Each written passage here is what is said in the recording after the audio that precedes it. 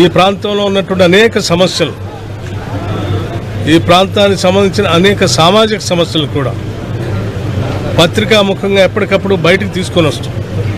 ప్రభుత్వ పరంగా వాటన్నిటి పరిష్కారం కోసం కూడా వారు చేసిన ప్రయత్నాన్ని కూడా ఈ సందర్భంగా మనందరం గుర్తు చేసుకోవాల్సినటువంటి అవసరం ఉంది.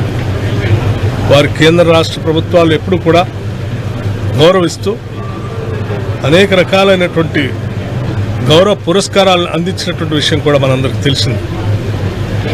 వారి మరణం నిజంగా ఒక లౌకిక వాదంతో కూడినటువంటి ఒక తాత్వికవేత్త ఆయన.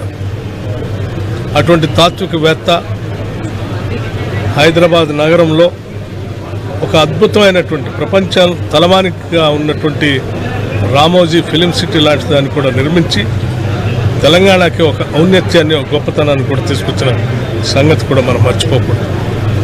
అటువంటి వారు ఈరోజు మనందరి నుంచి దూరం అవటం చాలా బాధాకరంగా ఉంది.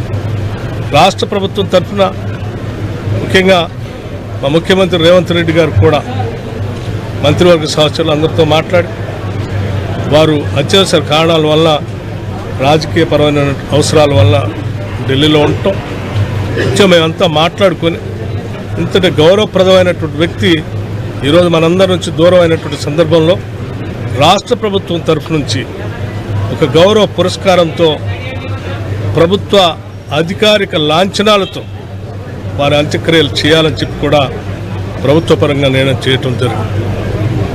ఈ కార్యక్రమాలని ఎప్పటికప్పుడు పర్యవేక్షిస్తూ చివరి వారి అంత్యక్రియలకు సంబంధించి నిత్యం ఇక్కడ ఉండి అందుబాటులో ఉండి పర్యవేక్షించడానికి రంగారెడ్డి జిల్లా కలెక్టర్ని, అట్లాగే రాచకొండ పోలీస్ కమిషనర్ కూడా ఇక్కడ అధికారికంగా ఉండి బాధ్యతలు చేపట్టి పనిచేయటం కోసం ప్రభుత్వ పరంగా ఆదేశాలు ఇవ్వటం కూడా జరిగింది.